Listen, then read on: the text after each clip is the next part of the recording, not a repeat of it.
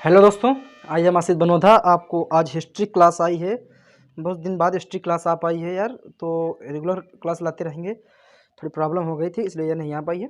अब रेगुलर आती रहेगी क्लास। तो हमने छोड़ा था आपको कहाँ पर, वहीं से स्टार्ट करेंगे भाई। जो पिछली क्लास आपने इतना देखी हो, तुर्क आक्रमण वाली पार्ट 3 था और तुर्क आक्रमण हुआ था, तो वो जाकर देख लो जाकर, तभी आपको इस समझ में सारी बातें आएंगे कि कहाँ से क्लास हमने स्टार्ट की है। ठीक है, तो स्टार्ट जहाँ से क्लास की भाई ख़त्म की तो वहीं से मैंने स्टार्ट किया है।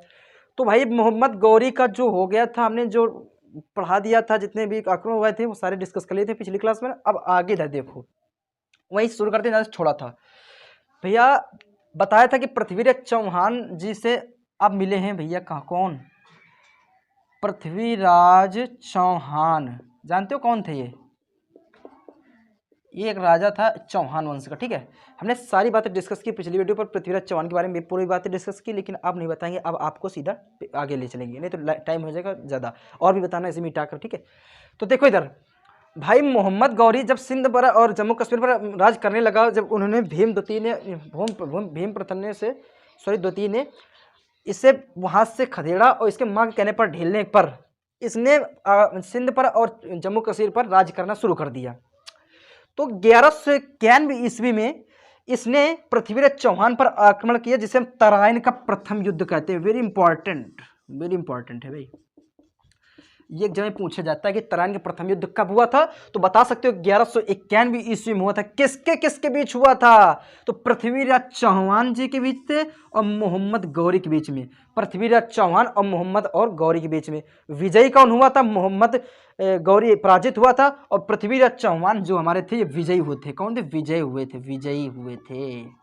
तो तराइन के प्रथम युद्ध आपको घुस जाना चाहिए दिमाग में कि मोहम्मद गौरी ने तराइन इस पर पृथ्वीराज चौहान पर आक्रमण किया, जिसे हम कहते हैं तराइन का प्रथम युद्ध।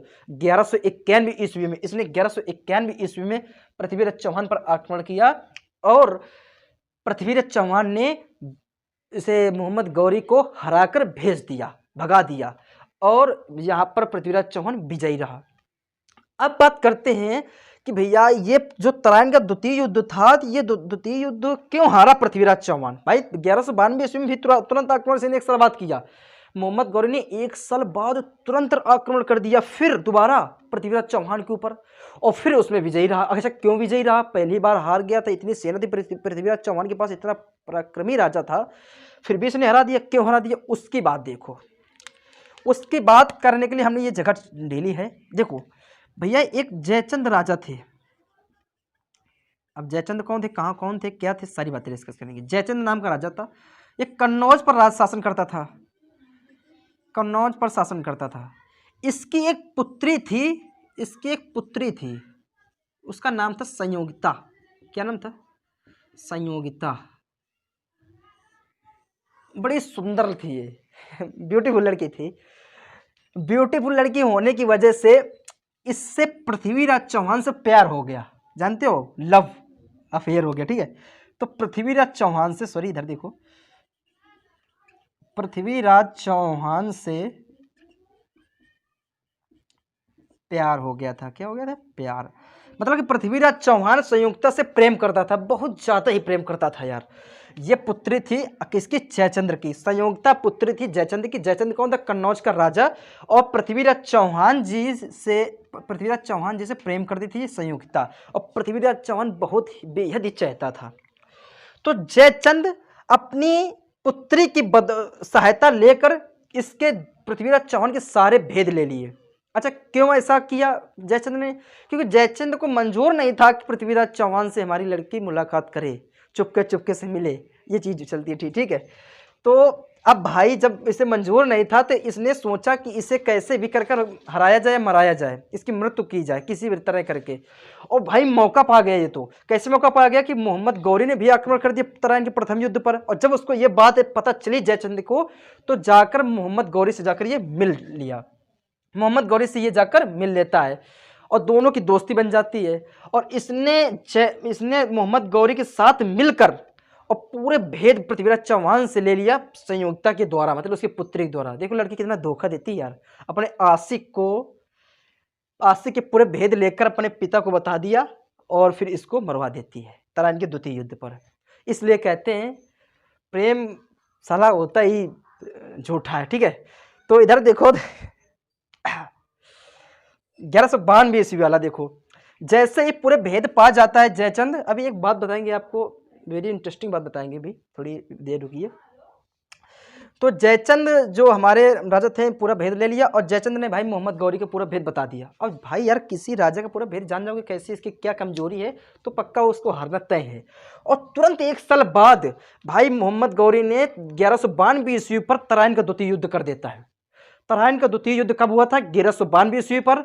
और तराइन के प्रथम युद्ध कब हुआ था? 1191 ईस्वी पर। अब यह युद्ध लड़ा जाता है पृथ्वीराज चौहान और मोहम्मद गौरी के बीच में, तराइन का द्वितीय युद्ध 1192 ईस्वी पर। इस पर पृथ्वीराज चौहान को मोहम्मद गौरी ने मार डाला। मोहम्मद गौरी इस पर विजयी रहा और पृथ्वीराज चौहान को मृत्यु के घाट उतार दिया। अब बात करते हैं कि जब ये खत्म हो गया, फिर इसके बाद मोहम्मद गौरी ने का राज शासन चलने लगा भाई पर। जब शासन चलने लगा तो अब इसके बाद क्या होता है, इसका ये क्या करता है देश पर, इसके कौन कौन सी बातें हुई वो आगे देखो। लेकिन उससे पहले एक हमने कहा था भी इंटरेस्टिंग बात बताएंगे। एक लड़के ने पूछा था कि भाई यार दिल धड़कता क्यों है, किसी लड़की को देखकर मेरा दिल धड़कने लगता है, क्या ये सच है? अरे यार ये हृदय का काम धड़कना नहीं होता, वो तो यार धड़केगा ही, 1 मिनट में 72 बार तो धड़कता ही है, वो तो एक बात अलग हो गई। लोग कहते हैं कि लड़की को देख कर धड़का, ये यार गलत बात है, ऐसा कुछ नहीं होता है। तो उनसे ये कहना है, ये हमारे थे उसको नाम देखो नहीं, दीपक जी ने पूछा था। तो लड़की का दिल यार किसी को देख कर लड़की को धड़कता नहीं है, हृदय काम रहता है कार्बन ऑक्सीजन को लेना और उसको कार्बन डाइऑक्साइड में बदल देना, ये काम होता है। ये मतलब अफवाह फैलाओ यार, फालतू में दिल को बदनाम कर रहे हो आप लोग। अब बात कर लेते हैं 1193 ईस्वी में। 1193 ईस्वी पर राजधानी बना दी दिल्ली। भैया शासन पर आ गया तो भैया राजधानी तुरंत चेंज करने लगा, ठीक है। तो इसमें 1193 ईस्वी पर मोहम्मद गौरी ने राजधानी दिल्ली बनाई। फिर इसके बाद इसने 1194 से जितने भी मैंने जो इंपॉर्टेंट बातें हुई वो करेंगे। अब भैया आ जाओ ये बहुत इंपॉर्टेंट है, ये बड़ा इंपॉर्टेंट है युद्ध, इसमें मजा आने वाली है आपको। है क्यों मजा आने वाली है कि 1194 ईस्वी पर चंदावर का युद्ध लड़ा गया। 1194 ईस्वी पर किसका युद्ध लड़ा गया? चंदावर का युद्ध लड़ा गया। और किसके किसके बीच? जरा देखो भैया, हमारे जयचंद साहब के बीच लड़ गया और मोहम्मद गौरी के बीच में। जयचंद तो यार दोस्त था, अबे वो ऐसा मोहम्मद गौरी राजा था कि वो किसी को दोस्त तो नहीं समझता था। वो इससे जयचंद से भी युद्ध कर लिया, कहने कि ये कौन है, इसको भी हटाओ रास्ते से। भैया जब जयचंद को इस पर लड़ाई हो गई, युद्ध हो गया, तो भैया जयचंद तो मारे गए, ठीक है। और विजयी रहा हमारा मोहम्मद गौरी। तो मोहम्मद गौरी ने जयचंद से युद्ध किया, चंदावर का युद्ध पूछा गया एग्जाम पर है, तो याद रखना कि चंदावर का युद्ध हुआ था 1194 ईस्वी पर, जिस पर जयचंद की मृत्यु हो गई और हमारे मोहम्मद गौरी साहब जी जीत गए, विजयी रहे।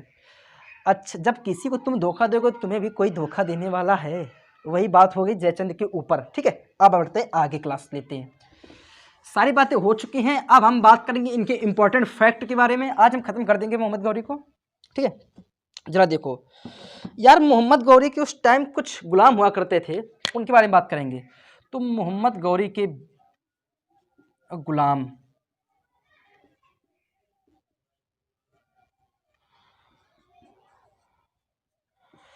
इधर बने रहो बस हमारे साथ, तुमको हिस्ट्री को रटा देंगे यार, रटा देंगे, हिस्ट्री बता रहे हैं, हिस्ट्री पर आपको।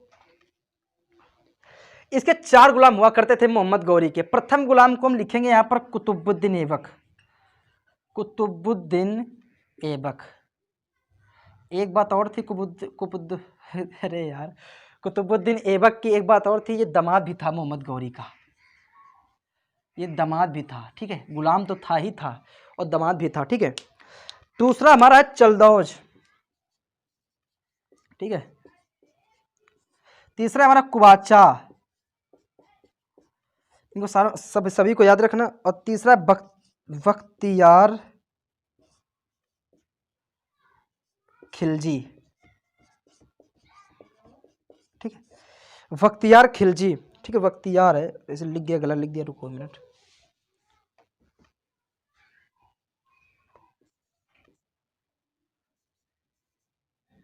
सॉरी, इस तरह को बख्तियार खिलजी, ठीक है। तो 4 गुलाम हुआ करते थे, कुतुबुद्दीन ऐबक और चलदौज और कुबाचा और बख्तियार खिलजी, जिस पर हमारा ये जो था कुतुबुद्दीन ऐबक वो दामाद हुआ करता था भाई मोहम्मद गौरी का। जब मोहम्मद गौरी गुलाम दामाद हुआ करता था तो एक फैक्ट और निकलती बात कि भैया 1199 ईस्वी पर 1199 ईस्वी पर बड़ी इंपॉर्टेंट बात निकलती है। 1199 ईस्वी पर मोहम्मद गौरी के शासन पर कुतुबुद्दीन ऐबक ने कुतुब मीनार का निर्माण कराना शुरू कर दिया। मैंने बोला नहीं कि निर्माण हो गया, शुरू करा था, और ये 1229 पर जाकर पूरा कराता है इल्तुतमिश, ठीक है। तो अभी बात देखो कि कुतुबुद्दीन ऐबक ने हमारे कुतुब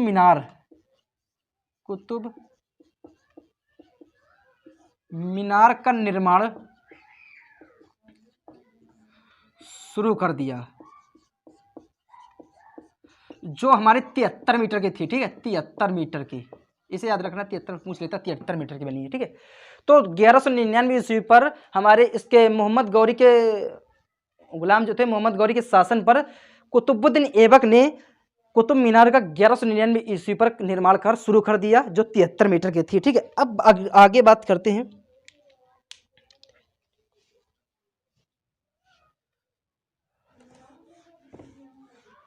ठीक है, तो अब बात को समझ में आ रही, बात की नहीं आ रही है, सारी बातें समझ में आ रही भाई। कुतुब मीनार जो थी हमारी, वो कुतुब मीनार थी, कुतुबुद्दीन ऐबक ने 1199 ईस्वी पर ऐसा कार्य शुरू कर दिया। रुको यार 1 मिनट। अब भैया कितना 1205 ईस्वी पर हमारे कुतुब मोहम्मद गौरी जो थे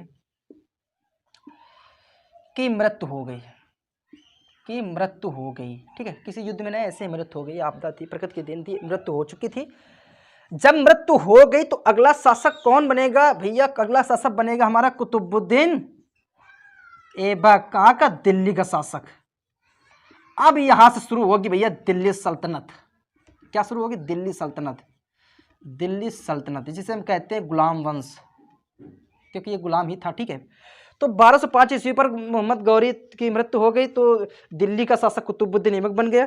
और हमारे आगे देखेंगे जो यलदौज था, चलदौज लिखा था कि वो यलदौज था, यलदौज हमारा बन गया गजनी का शासक, ठीक है, गजनी का शासक।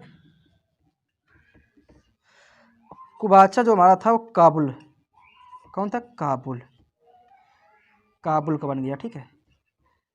तो ये शासक बन चुके हैं भैया। कि अब एक बार रिवीजन मान लेते हैं कि 1100 जो हमने जब पढ़ाया कि 1191 ईस्वी पर तराइन का प्रथम युद्ध हुआ हमारे मोहम्मद गौरी के और पृथ्वीराज चौहान के बीच में, जिस पर पृथ्वीराज चौहान विजयी रहा और मोहम्मद गौरी हार चुका था। इसके बाद बात होती है 1192 ईस्वी पर। 1192 ईस्वी से पहले मैंने जयचंद के बारे में बताया जितनी बातें, कि संयुक्ता जयचंद की पुत्री थी, उसकी सहायता से मिलकर मोहम्मद गौरी से जयचंद भैया तराइन का दूसरा युद्ध लड़ा गया 1192 ईस्वी पर।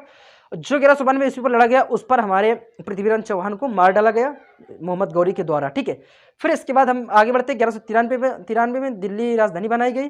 और फिर 1194 ईस्वी में हमने जो डिस्कस किया वो बातें सारी हो गई। और 1199 ईस्वी पर इन्होंने 1194, यहाँ 1194 इंपॉर्टेंट है भैया, 1194 इंपॉर्टेंट है क्योंकि उसमें चंदावर का युद्ध हुआ था। चंदावर का युद्ध हुआ तो किसके बीच? जयचंद और हमारे मोहम्मद गौरी के बीच, जिसमें जयचंद मारा गया।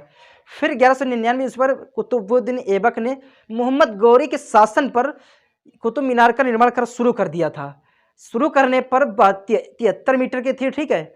और इसको पूरा कराता है मोहम्मद गौरी के शासनकाल में ये हुआ, और पूरा कराता है इल्तुतमिश।